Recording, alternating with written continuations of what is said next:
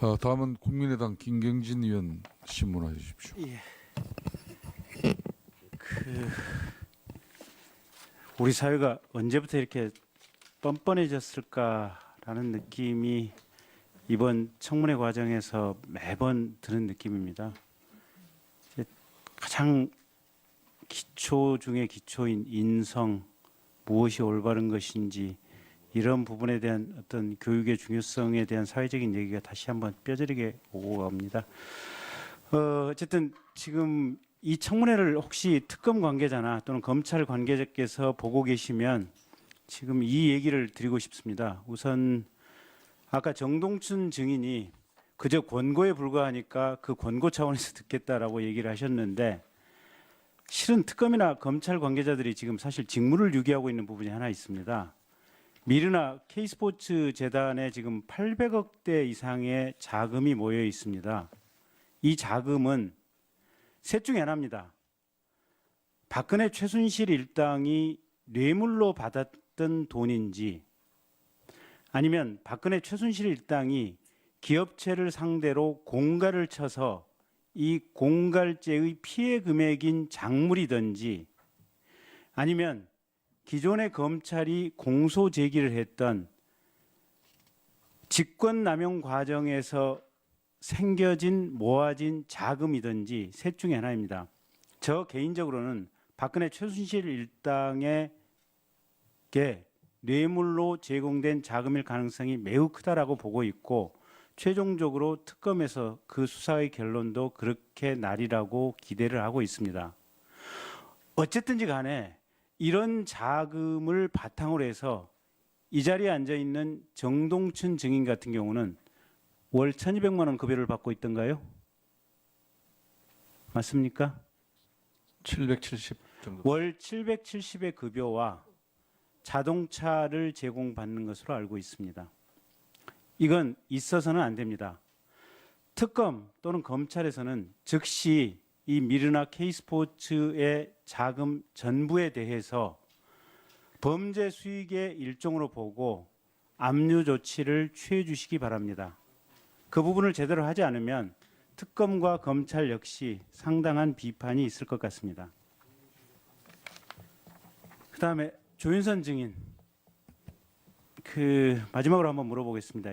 아까 우리 도종환 의원께서 질의할 때 2015년 국정감사에서도 이 블랙리스트에 관한 문제 제기가 있었다고 하니까 그렇다고 답변을 하셨죠. 예, 그 교문위에서도 지적해 주신 사항입니다. 2015년 당시에 증인은 정무수석이었죠. 저는 2015년 5월에 그만뒀습니다. 그러면 2015년 국정감사 당시에는 아무것도 아니었나요? 예, 저는 그냥 쉬고 있었습니다. 쉬고 있었습니까? 예. 저 화면 한번 좀 띄워보 주실래요? 박근혜 대통령.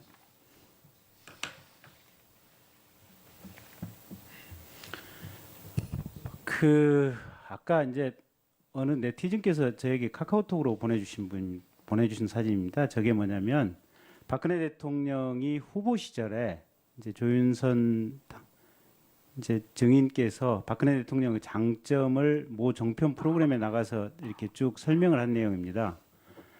다시 한번 앞으로 첫 화면으로 한번 가볼까요?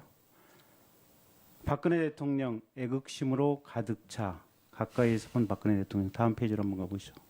박근혜 한결같고 공명정대한 인물이다. 다음 페이지 한번 가보시죠. 박근혜 소탈한 모습 보여주고 싶을 정도. 다음 페이지 한번 가보시죠. 박근혜 상의하고 소통하는 모습 보여. 한번 다음 페이지 가보시죠. 박근혜 대통령께 배운 건 원칙과 진심이다. 다음 페이지 한번 가보시죠. 믿음, 창의력, 끈기가 박과 나의 공통점이다. 다음 페이지 한번 가보시죠. 끝났나요? 네, 됐습니다.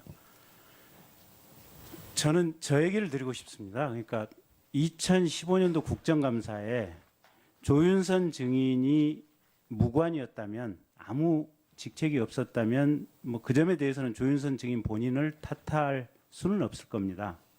그런데 조윤선 증인이 저렇게 생각했던 박근혜 대통령이 2015년 국정감사에 이미 헌법과 법률을 위반해서 범죄 행위를 저지르고 있는 문화예술계 블랙리스트라고 하는 범죄 행위를 체계적으로 저지르고 있다는 것이 국정감사장에서 국회의원에 의해서 문제 제기가 됐는데, 원칙을 존중하는 박근혜 대통령, 또 대화와 소통을 한다고 하는 박근혜 대통령이 그 점에 대해서 아무런 내부 조사, 국가 전체적인 진상 조사, 문체부 내부에 대한 조사, 청와대 내부에 대한 조사 전혀 없이 2016년도 최근까지도 그 블랙리스트가 실제 집행되어 왔다고 보여집니다.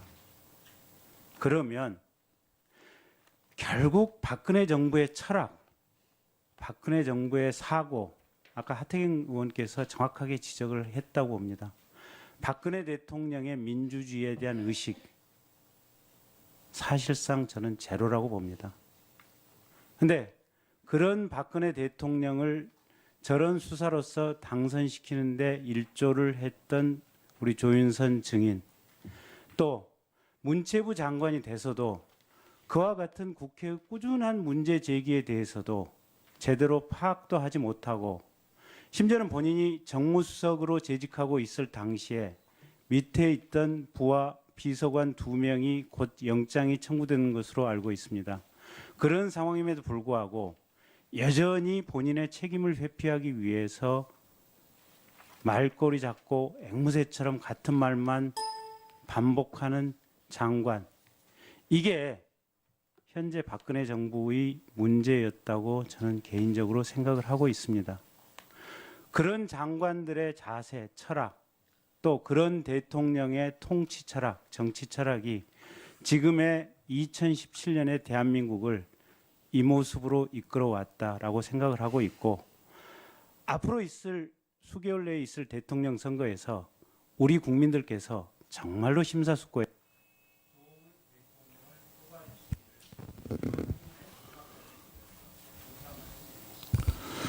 예, 존경하는 김경진 의원님, 예, 좋은 말씀 마무리 감사합니다. 다음은